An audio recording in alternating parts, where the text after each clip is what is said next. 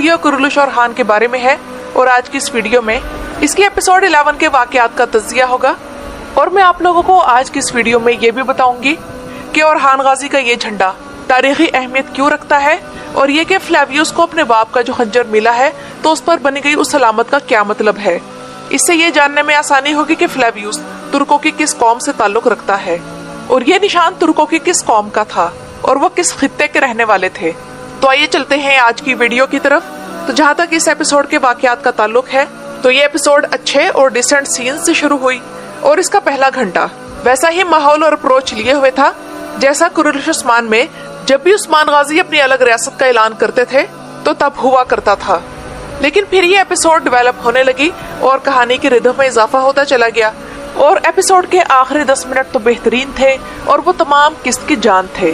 اور ان 10 منٹوں کے ساتھ ایموشنز اور تھرل بلینڈ ہوا تھا۔ اس کے علاوہ دشمنوں کی سائیڈ بہترین طریقے سے ترتیب دے دی گئی ہے کیونکہ دشمن جتنے زیادہ مضبوط ہوں گے اتنا ہی فتح کی شان و شوکت نمایاں ہوگی۔ تو یہ ایک پازیٹیو چیز ہے جس کا مطلب یہ ہے کہ ہم اورحان بے کی جدوجہد میں زیادہ مشکلات دیکھیں گے جس کے بعد مقدس فتوحات حاصل ہوں گی اور ڈرامے کے ریولوشنری ایونٹس میں اورحان بے کی اپنی کرنسی جس کا نام آکچا تھا اس کا آغاز۔ اس کے علاوہ ایک باقاعدہ فوج کا قیام جس میں وہ یتیم بچے ہوں گے جن کا آگے پیچھے کوئی نہیں اور اورحان بے کا لگژریس کافتان، یہ بہترین ٹریٹس تھیں۔ اسپورچا کے کافی سینز تھے لیکن کسی واضح پلاٹ کے بغیر ہیں سوائے اس کے کہ اورحان اسے بچاتا ہے اور وہ بھی بڑے ٹیپیکل انداز میں دکھایا گیا، جبکہ اورحان اور نیلوفر کی گفتگو میں بھی اسپورچا کا ذکر آتا رہا، جبکہ کارا خلیل کو جتنی اہمیت اس ایپیسوڈ میں دی گئی ہے اس سے زیادہ ملنی چاہیے۔ فاطمہ اور فلیویوس کے سینیریو کی طرف آئیں تو فاطمہ نے حقیقت کھلنے پر وہی قدم اٹھایا جو کہ ایک شریف اور باعزت لڑکی کو کرنا چاہیے، لیکن دوسری طرف یہ بھی ہے کہ فاطمہ کا کردار ایک ڈرامہ کوئن میں بدل چکا ہے اور اس کے سینز اس قسط میں زیادہ ہی لمبے کر دیے گئے تھے۔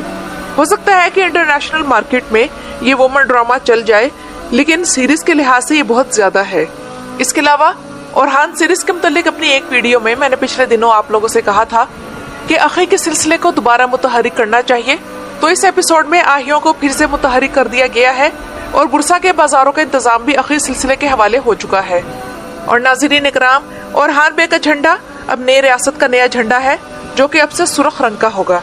اس جھنڈے کی تیسری سطر میں سورہ صف کی آیت نمبر 13 درج ہے۔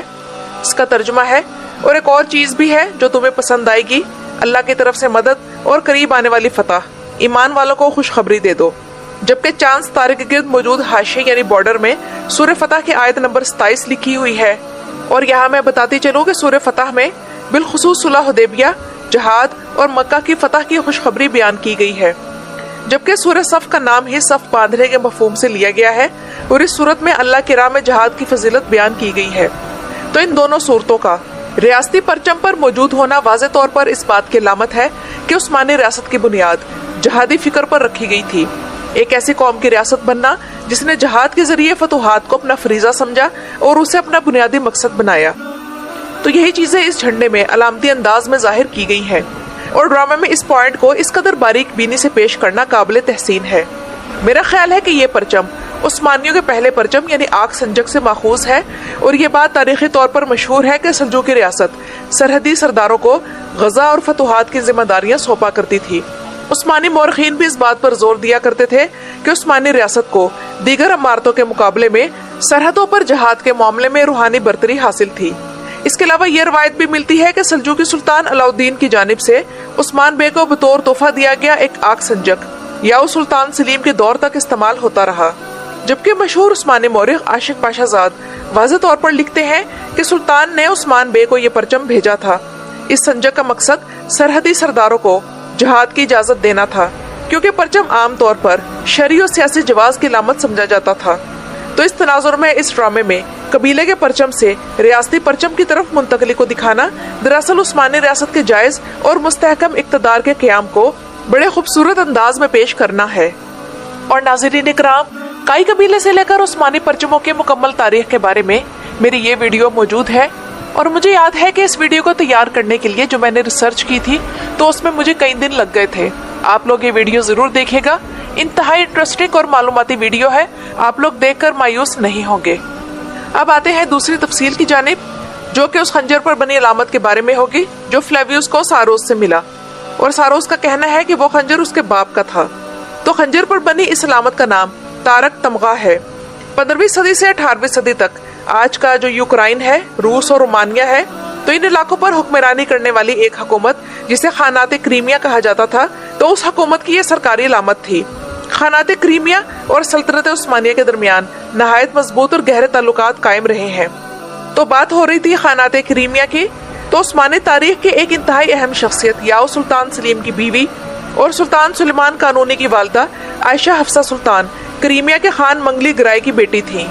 फ्लेवियस के पास इस खंजर का होना इस इम्कान को जन्म देता है कि उसकी जड़ें तातार नस्ल से जा मिलती हैं। इस जाविये से इसकी कहानी महज फातिमा के साथ एक ताल्लुक तक महदूद नहीं रहती, बल्कि एक ऐसे लॉन वुल्फ की दास्तान बन जाती है जो अपनी शिनाख्त और अपनी असल को तलाश कर रहा है। इस तरीके से इसके किरदार में एक गहरी मानवियत पैदा होगी, क्योंकि इब्तदा ही से हमें अंदाजा था कि फ्लेवियस मुसलमान होगा और ओरहान बे के साथ आ खड़ा होगा, लेकिन उसकी कहानी एक आम सी कहानी बन जाती अगर वो सिर्फ फातिमा की वजह से मुसलमान होता। इसकी बजाय अब उसकी कहानी अपनी शनाख्त और नस्ब की तलाश से जुड़ी हुई है और अपनी हकीकत जानने के बाद ही अब वो मुसलमान होगा। तो इस हिसाब से फ्लेवियस की कहानी कहीं ज्यादा मजबूत और असर अंगेज बन जाती है। यहाँ एक और अहम बात मैं ये भी बताते चलूं कि खंजर का फिरोजे रंग में होना भी फ्लेवियस के तातार होने के इम्कान को मजबूत जाहिर करता है, क्योंकि फिरोजी रंग तुर्कों का रवायती रंग समझा जाता है और क्रीमिया के तातार इस रंग को अपने परचमों में इस्तेमाल किया करते थे। और ड्रामा में तकरीबन सब किरदारों के लिबास भी बदल दिए गए हैं, लेकिन मुझे ये बात बड़ी अजीब सी लगी कि एक तो मलून खातून का लिबास तब्दील नहीं किया गया, कि जिनका लिबास तब्दील करना सबसे ज्यादा जरूरी था, क्योंकि इस वक्त वो इद्दत में है, तो उन्हें इस किस्म का लिबास पहनाना चाहिए था जिसमें काला रंग नुमाया होता। दूसरी बात ये कि मलून खातून इद्दत में है तो वो बुरसा में क्या कर रही थी। इद्दत में तो औरत को घर से नहीं निकलना चाहिए। इसके अलावा ये बात भी काबिल गौर है कि मलून खातून को बिल्कुल भी वैसा गमनाक नहीं दिखाया गया जो कि एक औरत तब होती है जब उसका शौहर अभी हाल ही में फौत हुआ हो। उधर गोंचा, फातिमा और नीलूफर के कपड़े उन्हीं रंगों से मिलते जुलते थे जैसे उन्होंने इस सीरीज के शुरू में पहन रखे थे। मेरे ख्याल में इनके कपड़ों का रंग तब्दील होना चाहिए था और कुछ ऐसे कलर्स इस्तेमाल करने चाहिए थे जो कि रॉयल लुक देते हों। मिसाल के तौर पर जामनी रंग या नीला रंग बहुत ज्यादा रॉयल लुक देता है, लेकिन इस कलर को कुरैश उस्मान में भी बहुत कम इस्तेमाल किया गया था और तकरीबन हर किरदार के मामले में ज्यादातर सुर्ख या मरून कलर पर ही फोकस किया गया। लेकिन नाज़रीन इकराम, एक इतनी खूबसूरत किस्त की रेटिंग वो नहीं आई जो कि होनी चाहिए थी, और ये पिछली किस्त की रेटिंग से भी गिर गई। और आप अभी भी अगले हफ्ते इसकी रेटिंग मजीद गिरने की उम्मीद रखें, क्योंकि रेटिंग तब तक बढ़ने की उम्मीद नहीं है जब तक कि बुध वाले दिन मैचेस रिलीज होते रहेंगे। और यहाँ मैं आप लोगों को खबर देती चलूं कि इस बुध को सिर्फ कुरुलुश और हान की नहीं बल्कि तमाम बुध वाली सीरीज की रेटिंग गिरी है। आप अशरफ रोया की रेटिंग उठाकर देख लें, वो तो बहुत बुरी तरह गिरी है, यानी कि टोटल में 1.44 और बकिया कैटेगरीज में भी वाज़े कमी आई है। मगर बदकिस्मती से हमारी कुरुलुश और हान सीरीज डेंजर जोन में दाखिल हो चुकी है, क्योंकि अगली बुध वाले दिन भी एक और अहम मैच है और एक और नई सीरीज भी शुरू होने वाली है। और यहाँ कुछ लोग इस कम रेटिंग की वजह फ्लेवियस और फातिमा को करार देंगे। तो हाँ, ये बात तो ठीक है कि इन दोनों के सीन जरूर से ज्यादा लंबे थे, लेकिन फ्लेवियस का रोल अब मजीद डेवलप होगा, क्योंकि अब वो अपने असल बाप की तलाश करेगा। और ये बात तो कंफर्म है कि रेटिंग किसी भी किस्त की क्वालिटी को जज करने का पैमाना नहीं है, चाहे वो किस्त मजबूत हो या कमजोर। तो नाज़रीन इकराम, ये तो थी मेरी आज की वीडियो। इस एपिसोड के बारे में आप लोगों की क्या राय है